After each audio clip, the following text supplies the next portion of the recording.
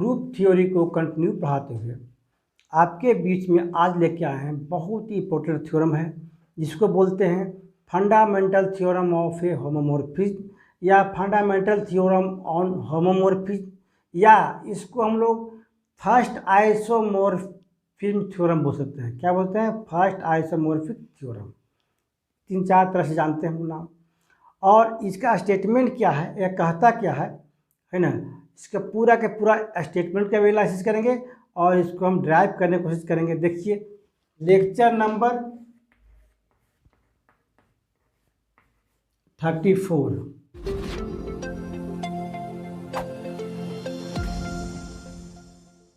तो fundamental theorem of homomorphism है ना, या fundamental theorem of group homomorphism, चाहे फंडामेंटल थ्योरम ऑन होमोमॉर्फिज्म, ऐसे ही बोल सकते हैं।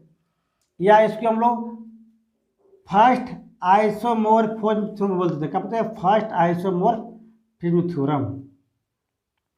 इसका स्टेटमेंट क्या होता है देख लीजिए। स्टेटमेंट क्या आता है कि every homomorphic image of a group G, every homomorphic image किसका?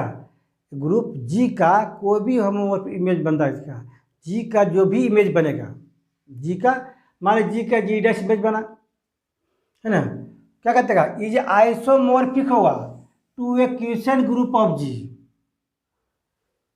अब ध्यान दीजिएगा, जी का every isomorphic image of a group G यानी कि जी डैश, यानी क्या होगा? जी डैश इज क्या होगा? आइसोमॉर्फिक होगा किसका? To a quotient group G का। जी का क्वेश्चन ग्रुप मान ले जी है पहले से, तो के मान ले तो जी बाय क्या होगा? के। यह क्या प्रूव करना है कि आइसोमॉर्फिक होगा, या क्वेश्चन ग्रुप क्या है? आइसोमॉर्फिक होगा। ये जनरल हम स्टेटमेंट लिखवाए है ना, और एक यही स्टेटमेंट को हम ड्राइव करके इस तरह लिख सकते हैं है ना, ये भी स्टेटमेंट सही है, ये भी स्टेटमेंट सही है, दोनों लिख दीजिएगा तो भी सही है।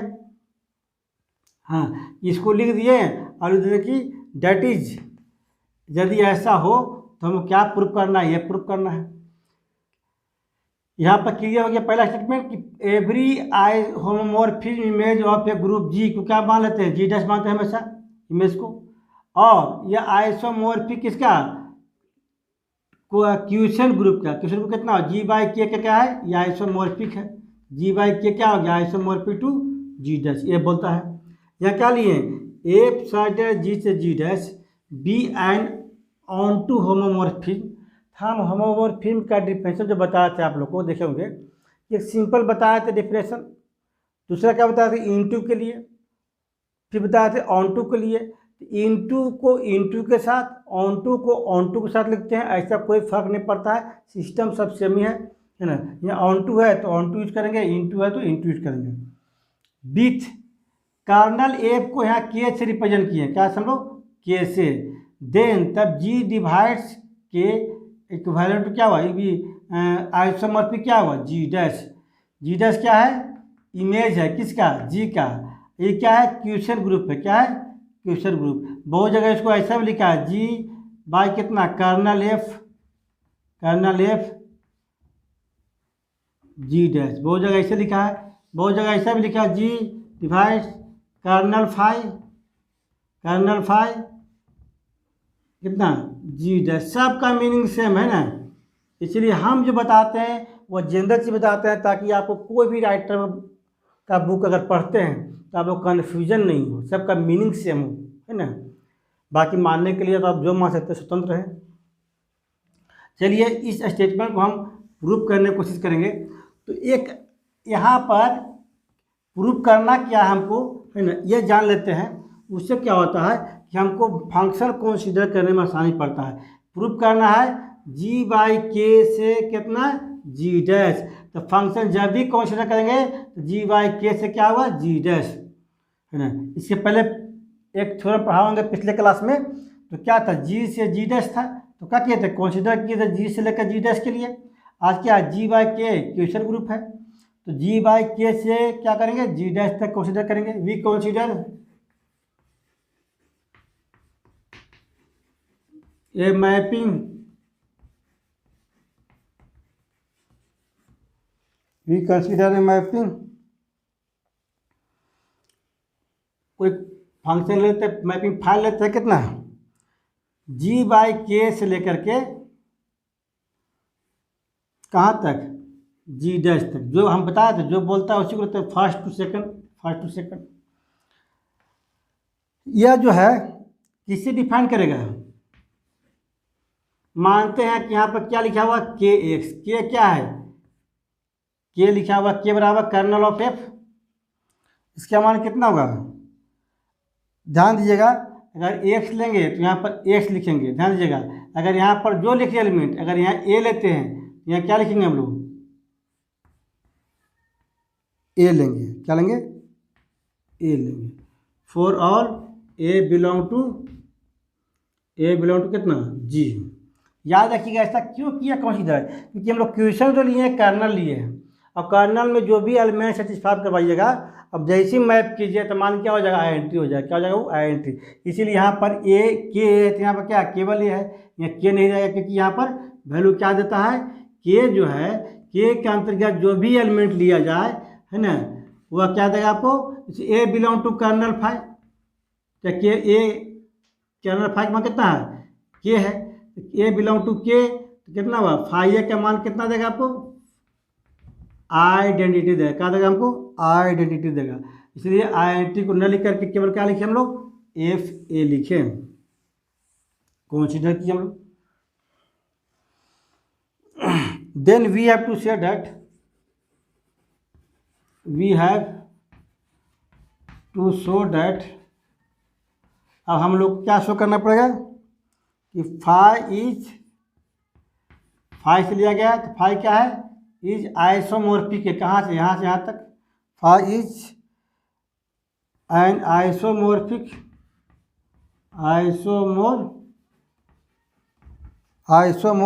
या आइसोमोर्फिज्म जो बोलिए ना,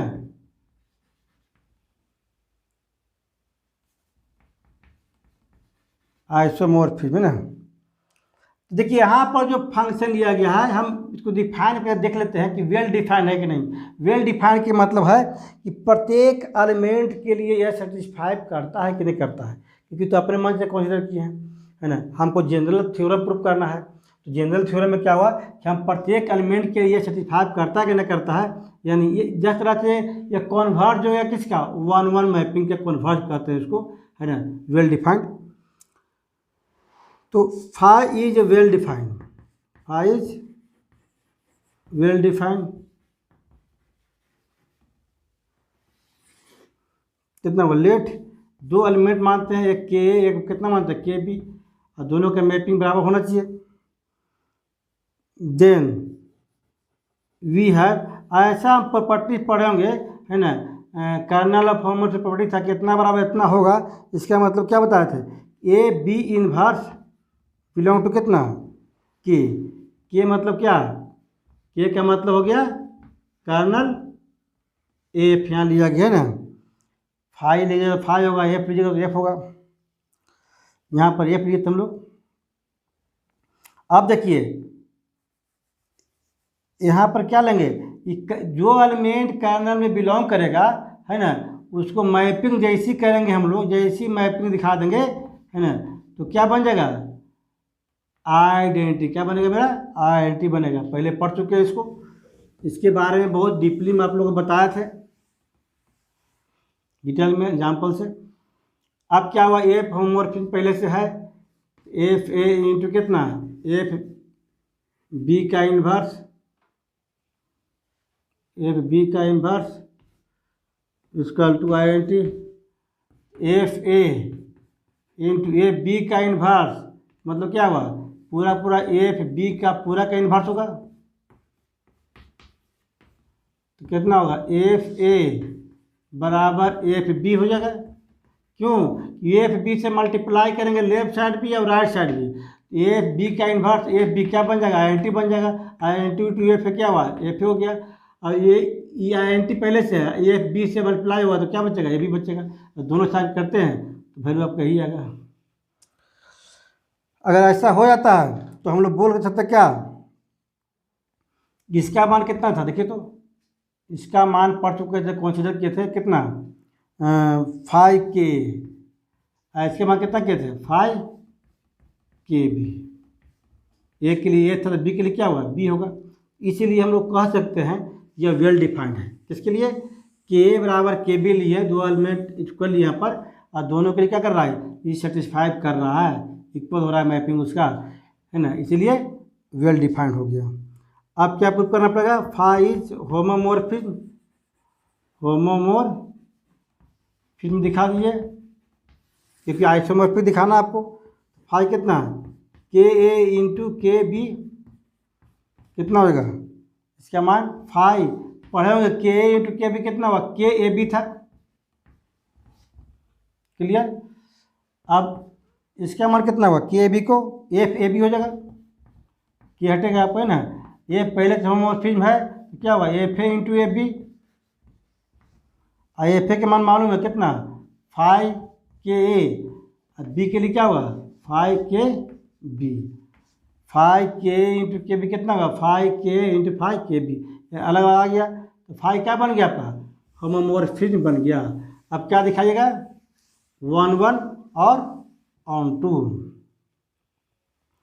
तो 5 इज 1 1, 1 1 में क्या हो गया आपका लेट 5 के एक्स, तो के ए बराबर कितना 5 के बी, फंक्शन बराबर तो एलिमेंट क्या हुआ बराबर होना चाहिए सबको। इसका मान कितना हुआ, इसका मान एफ ए बराबर F B, F B inverse से मल्टीप्लाई करिए दोनों साइड, तो कितना हुआ एफ ए इंटू कितना एफ बी का इनवर्स, दोनों साइड करेंगे इधर क्या बनेगा आई एन टी बन जाएगा, क्या बन जाएगा I N T, F B into F B का इनवर्स क्या बनेगा आई एन टी बनेगा, इधर एफ बी का इनवर्स आ जाएगा, एफ ए रह जाएगा, कितना हुआ एफ बी का इनवर्स प्रॉपर्टीज होता है इसका। तो हम क्या बताया डिफिनेशन और प्रॉपर्टीज, डिफिनेशन और प्रॉपर्टीज मिलने से थ्योरी प्रूफ हो जाता है।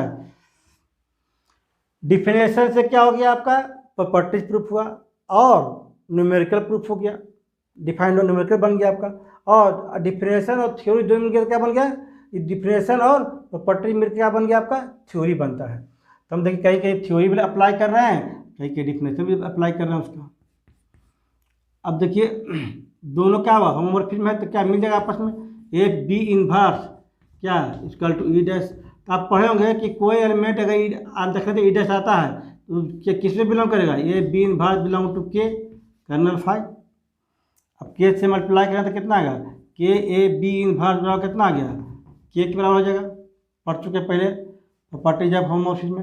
अब क्या हुआ कि दोनों तरफ बी से मल्टीप्लाई कर दीजिए तो के ए बी का inverse B I N T बन जाएगा, तो क्या बचेगा के बी, दोनों इक्वल होगा है ना। इसका मतलब क्या हो गया, इसका मतलब हो गया एफ ए ना, इसका हाँ के बराबर के बी क्या लिखा था के ए बराबर के बी, तो क्या हो गया यहाँ पे के बराबर के बी आ गया, यानी क्या बन गया 1 1, क्या बन गया 1 1। तो 1 1 भी प्रूफ हो गया मेरा। अब हमको ऑन टू प्रूफ करना है, तो 1 1 तो इजी प्रूफ करते आ रहे हैं स्टार्टिंग से, हमको पहले ही प्रूफ कर चुके थे। अब हमको 5 इज ऑन टू देख लीजिए, जिससे मान लेते हैं कि कोई एलिमेंट जी डैश में मानेंगे हम लोग, क्योंकि जी डैश से लाएंगे तो हम लोग ऑन टू बनेगा। जी डैश बिलोंग टू कितना G dash be any element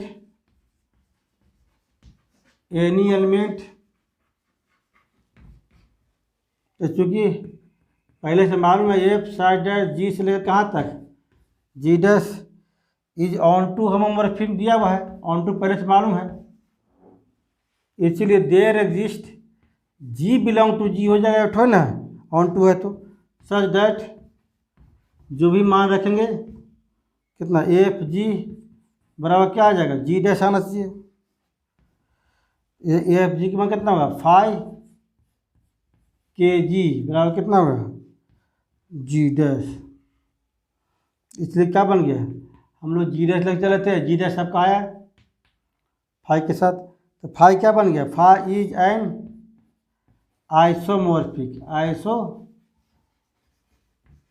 मोर्फिज्म बोलिए चाहे आइसोमॉर्फिक बोलिए, यानी इसका मतलब क्या हो गया, दस जी डिवाइड्स के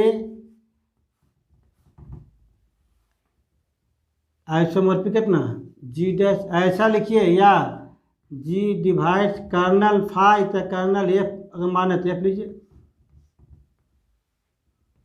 जी डैश है ना, बहुत इंपॉर्टेंट है, इसको हम बहुत अप्लाई भी करते हैं आगे चल करके, है ना, बहुत सारा थ्योरम में, है ना। तो देखिए कोई एडवांस थ्योरम होता है, एडवांस मतलब कि प्योर आपका उसी से डिफिनेशन और उसी के पढ़ लेके बनता है, जैसे फंडामेंटल थ्योरम हो गया, पिछले क्लास में सेलो थ्योरम वो पढ़े थे, वह हो गया, तब क्या था वे प्योर क्या डिफिनेशन और उसके ऊपर पढ़ लागू हुआ। लेकिन बाकी जो थ्योरम होता है इसी थ्योरम से रिलेटेड करके अनदर थ्योरम बनाया जाता है।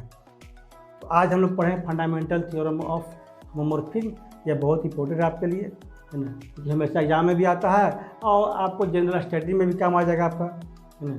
नेक्स्ट क्लास में मिलेंगे आपको उस इम्पोर्टेंट थ्योरम के साथ।